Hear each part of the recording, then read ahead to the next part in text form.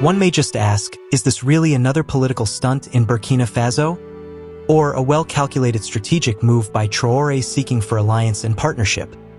Of what impact will Traore's meeting with the Cuban Mr. have in Burkina Faso? Welcome, guys. Today, we're diving into a fascinating development in West Africa. On March 14, 2025, Burkina Faso's military leader, captainibrahimtraore, welcomed a high-profile guest to Ouagadougou, Bruno Rodriguez Parilla, the Minister of Foreign Affairs of Cuba.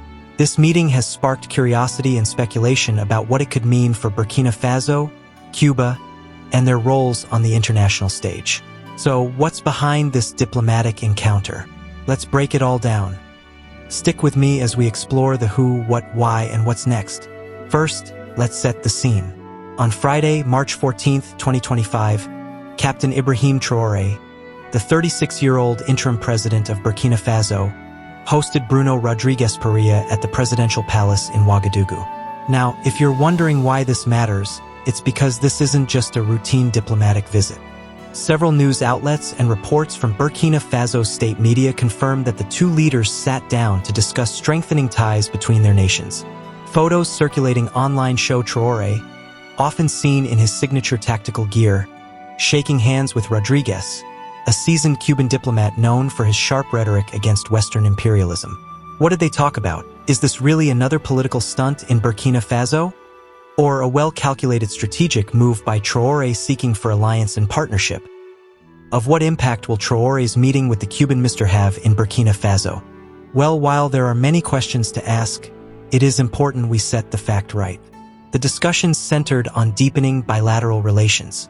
Posts on the media, however, highlighted how Traore and Rodriguez reminisced about historical meetings between Cuba's revolutionary leaders, Fidel and Raul Castro, and Burkina Faso's own revolutionary icon, Thomas Sankara. For those who don't know, Sankara, often called Africa's Che Guevara, led Burkina Faso in the 1980s and had a close relationship with Cuba. This history seems to be a big part of why this meeting feels so symbolic. Cuba's foreign ministry has long emphasized solidarity with African nations, and Burkina Faso, under Traore's leadership, has been vocal about seeking new allies outside the traditional Western sphere. So, this meeting could be a nod to the past and a bold step into the future. But who are these two leaders, and what's driving them to come together now? Let's dig deeper. If you're new to the story, captainibrahimtraore is no ordinary leader. At just 36, he's the world's youngest head of state, and he didn't get there through an election. Traore seized power in a military coup in September 2022, ousting Lieutenant Colonel Paul-Henri Sandaogo Damiba, who himself had taken power earlier that year. Burkina Faso has been in a state of flux ever since, grappling with a brutal Islamist insurgency that's displaced over 2 million people and killed thousands. Traore's rise has been meteoric. A former soldier who fought on the front lines against jihadists, he styled himself as a no-nonsense, populist leader. He's often compared to Thomas Sankara for his fiery anti-imperialist rhetoric and his focus on sovereignty. Since taking power, he's pivoted Burkina Faso away from its former colonial ruler, France, and toward new partners like Russia. But now, it seems Cuba is entering the mix. Why? Well, Traore's vision is all about self-reliance and breaking free from what he calls neo-colonial chains, something Cuba has preached for decades. But it's not all smooth sailing. Traore's government has faced criticism for cracking down on dissent and failing to stem the security crisis. Just last month, he reshuffled his cabinet, appointing a new prime minister, Rimtalba Jean-Emmanuel Ouedraogo, signaling he's still consolidating power. This meeting with Cuba could be a way to bolster his image as a global player and maybe score some practical support too. Which brings us to the other side of the table. On the other hand, Bruno Rodriguez Parilla has been Cuba's foreign minister since 2009, making him one of the longest-serving diplomats in the world. He's a key figure in Cuba's foreign policy, known for his staunch defense of socialism and his critiques of the U.S. embargo, or as Cuba calls it, the blockade. Rodriguez has spent years building bridges with nations in the global south, from Venezuela to Angola, and now it seems Burkina Faso. Cuba's got a long history of supporting African liberation movements. Back in the Cold War, Fidel Castro sent troops to fight alongside Angolan revolutionaries and offered aid to countries like Burkina Faso under Sankara. Rodriguez, a loyal heir to that legacy, likely sees Traore as a kindred spirit, a young leader resisting Western dominance. But what's in it for Cuba today?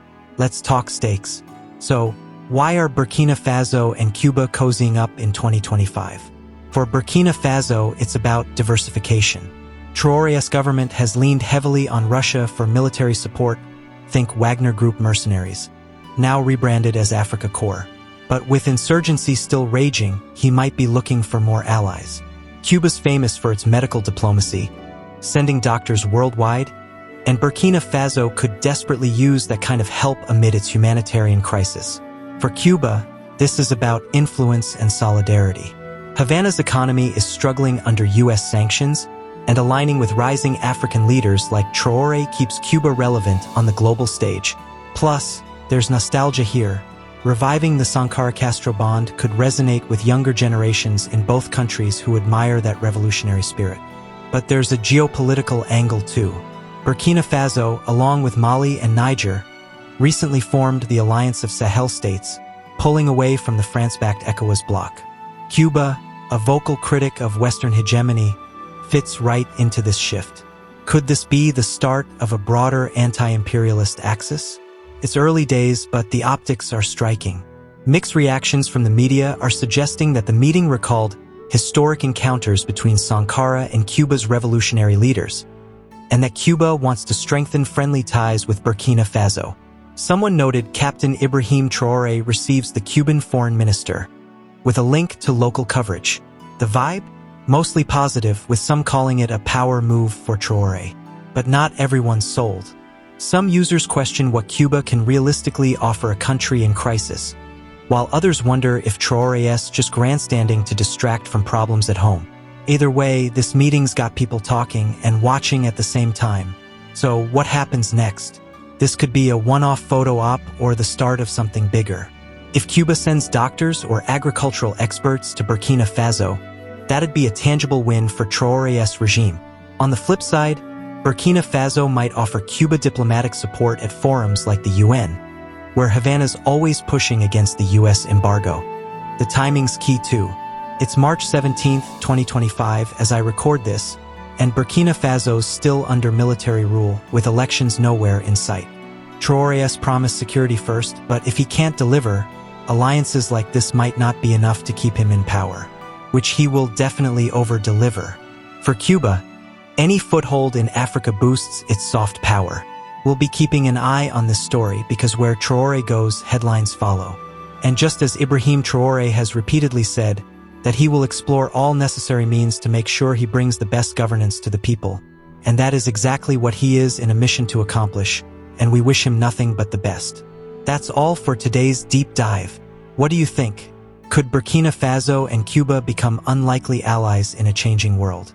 Drop your thoughts in the comments, hit that like button if you enjoyed this, and subscribe for more global and African news breakdowns. Until next time, stay out of trouble.